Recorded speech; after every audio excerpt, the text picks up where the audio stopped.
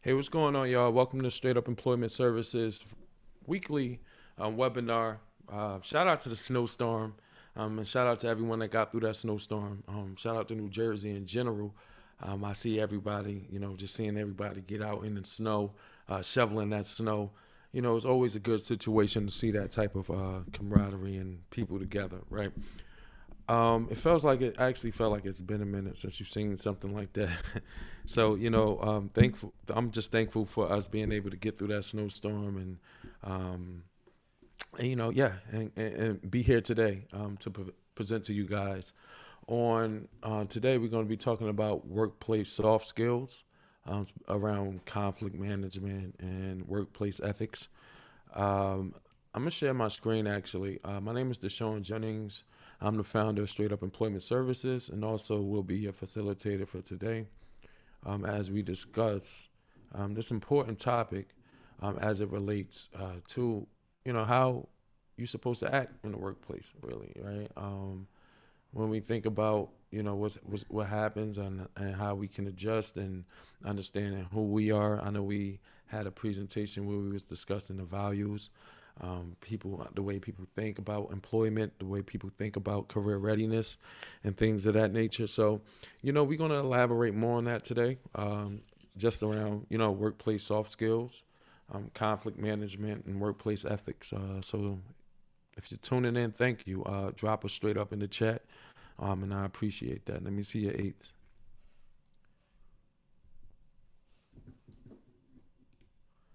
So today our objectives. We will look to identify key workplace soft skills that is needed for success. Right.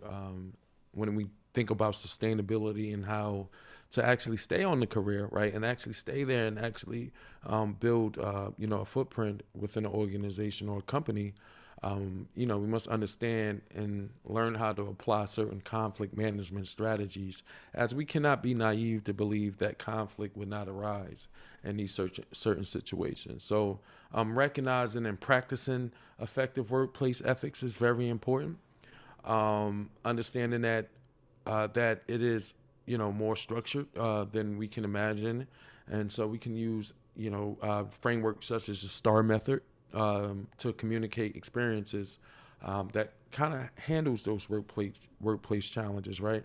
Understanding that every situation that arises in work is actually a situation that can empower you, right? That you can use to highlight how you got over obstacle at your workplace. So, communication is very important when we talk about workplace soft skills in relation to teamwork and collaboration, as communication is very important, as you must be able to articulate what you have done in the workplace, the needs of a workplace or a certain demographic of people that you're working with, or customers or customer services, or if you're working at a cashier, indicating that you need more a certain amount of currency to continue the system, as well as, or if you are an organization and you are needing certain data to articulate what is needed for your organization to obtain certain funding. So teamwork and collaboration is very important um, in this arena. You must be kind of prevalent on. You must have a certain knowledge on how to communicate written and verbally, as most positions will demand you to really highlight through emails or written communications, either text messages or either way you're highlighting or giving out information to your supervisor, whichever way. It can be either verbal or written, right? Or you want to be able to make someone else's job easier, right? So communication does that for your team, and that's a way to collaborate is effective communication, as either verbal or written communication actually propels your team to actually have the information to do the job that's needed in collaboration. And it also propels like problem solvers, being able to identify a certain issue within your role, and able to articulate and highlight that in effective time is actually a great problem solving method. being solution based, right? Communication, effective communication really aligns with being solution based, right? Understanding that communicate what is on the surface, not what you feel, right? And we understand that if we can do more of that, then we will actually be more solution based in our work and be able to empower and help the people we service in a more effective way. Adaptability and flexibility, right? Time management. Being able to be adaptable and flexible is very important when it comes to workplace soft skills, as everything is not what it's going to be on a daily basis. So don't think that one day is going to be good and it's going to be like that for the rest of your time. No, there will be conflict that comes as people are human. People have concerns, right? And people are looking for those answers to those concerns. So understanding that will give you the understanding of how to be adaptable and how to be flexible within your role. All right.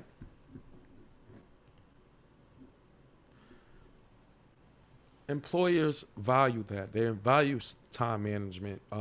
They value effective communication skills, being solution based. These are all skills that employers value, as much as the technical skills, which you can, pretty much learn and improve on. As you know, soft skills is really what you bring, your culture, your value. Um, that's used to always improve workplaces and relationships, and it aligns with your career growth, right? Soft skills really is what people talk about when they are talking about you. You can be real good at doing what you're supposed to do, but if you are the person that is effective at communication, is effective at problem solving, right? That type of skill, those type of skills really highlight who you are and aligns you to proper career growth. Workplace conflict is common. We cannot even get away from that. There may be differing goals. Like, for example, you may have a coworker that want to do this, and you want to do that, right? Miscommunication, right? Not missing a target because there was miscommunication somewhere. Someone wasn't clear on certain on a certain issue, um, and that can cause stress, right? And stress of a workplace, stress of a fast-paced environment, really is a common cause of conflict in whatever organization or your role. Types of conflict can be organizational, interpersonal, or even task related, right? So think about how the conflict that you have can be more so about how people is addressing you or adjusting to who you are, right? Or how you are adjusting to other people, right? It can be organizational. There may be values, there may be a culture that you don't agree with, right? There may be a time that you can't keep up with or something like that. So um, task related, it can be, these are different types of conflicts that arise at work. So understanding this really gives you a great picture of how to not avoid it, but go through it, right? And really look at it as a way to build on strengthening relationships as well as strengthening your role at any company or organization. So staying calm and listening is really important. Active listening really is important when it comes to managing conflict. Understanding the other party is really important because, as we all know, people listen to respond because they cannot wait to get their point across, right?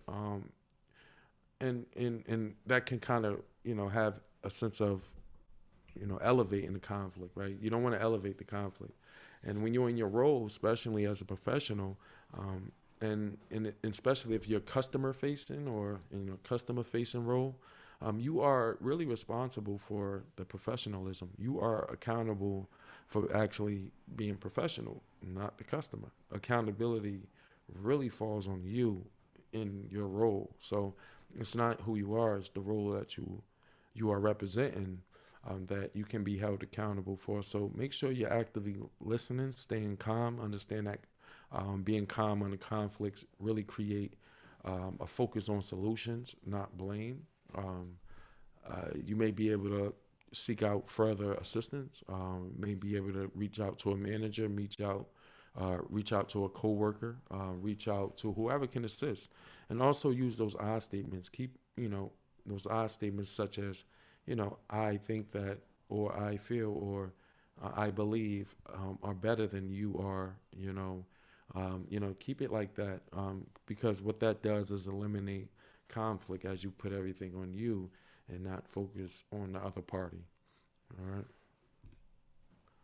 So the STAR method. The STAR method is a great framework to really highlight a situation and also how you have gotten through a situation, for lack of better terms. And the STAR method for conflict resolution is really this. You want to really understand the context of the context of the situation.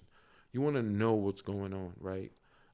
And before you say anything, you should really be able to say to yourself what is going on and give an answer, right? This is going on. This customer is having trouble finding a certain item. This customer is returning an item that was defective, or this client is out of control because of a certain situation. Understand what's going on first, and explain your responsibility, right?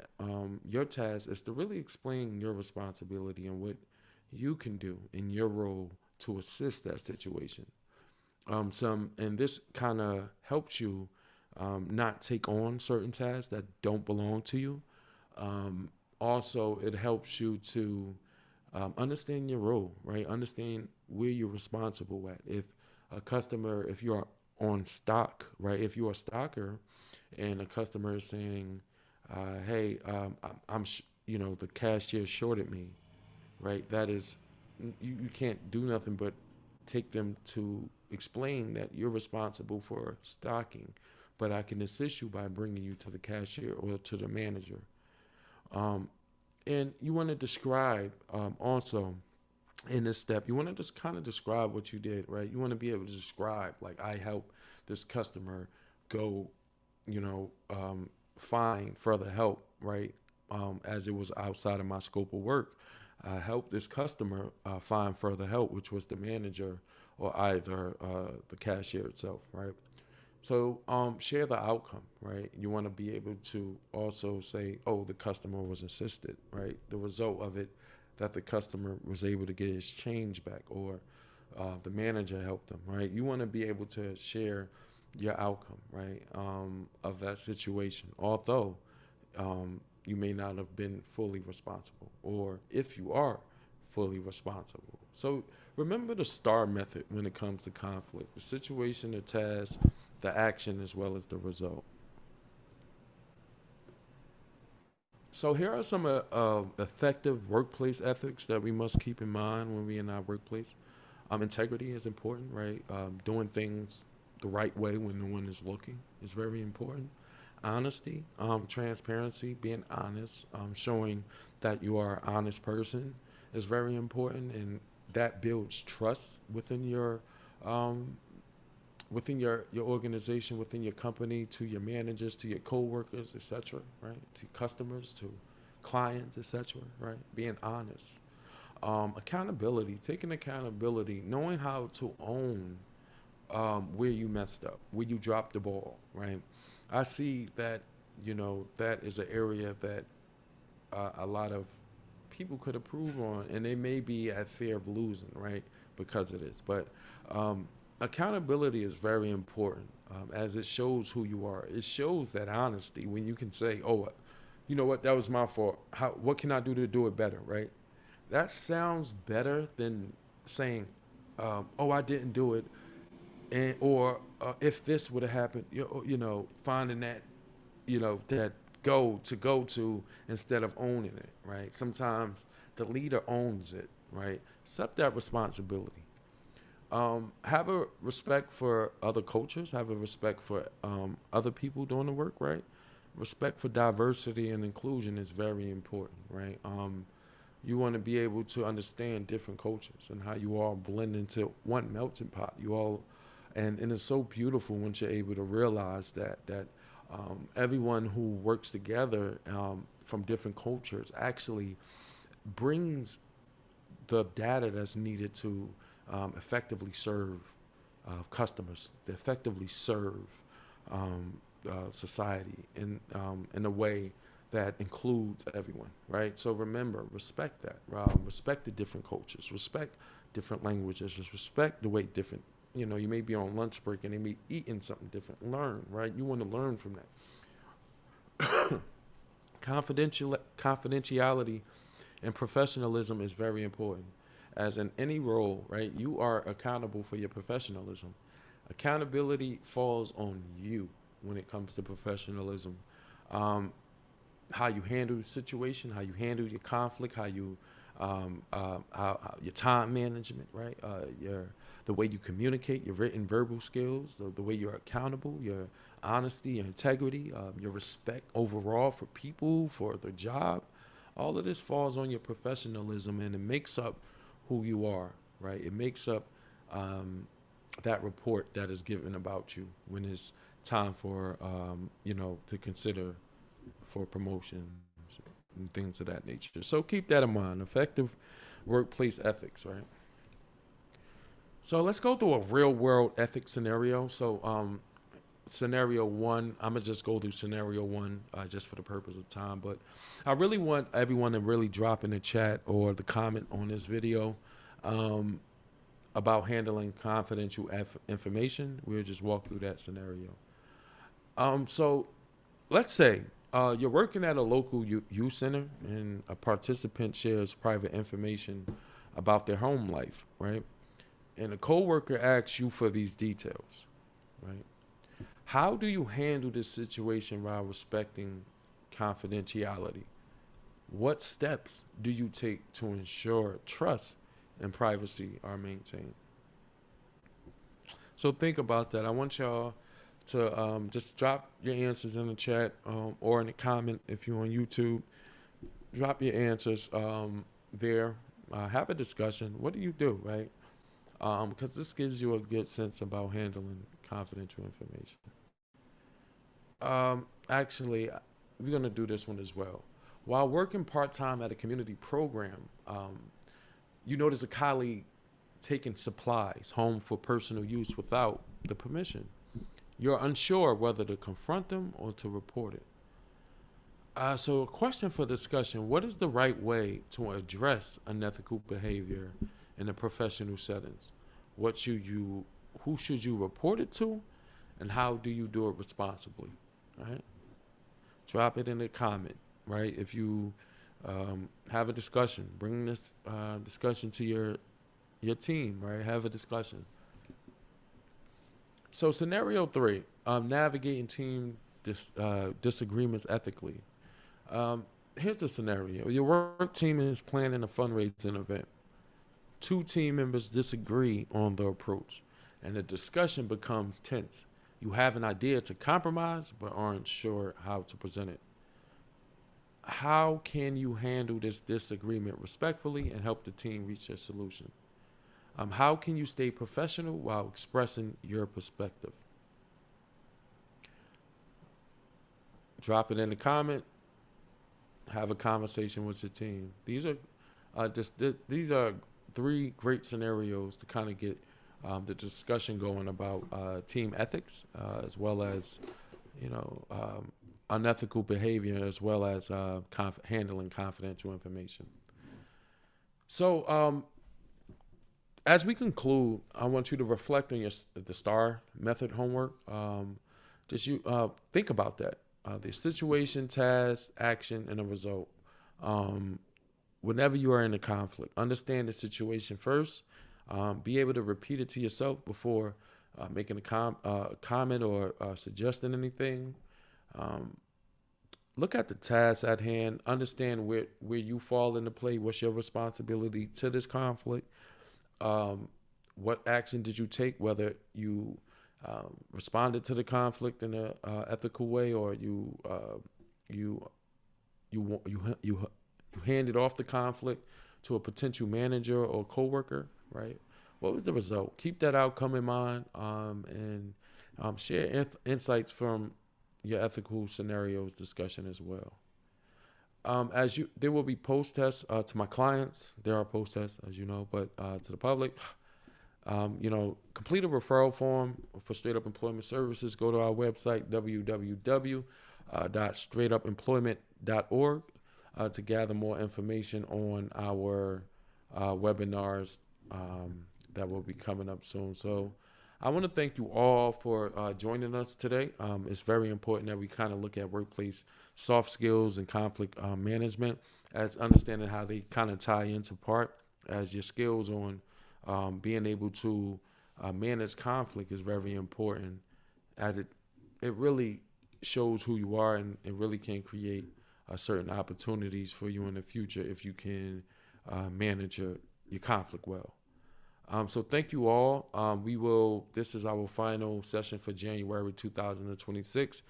I will be sending out the flyer this week for the February virtual sessions, career sessions. And I look to, for you all to join me in February. And thank you all for joining in January. Much appreciated. God bless.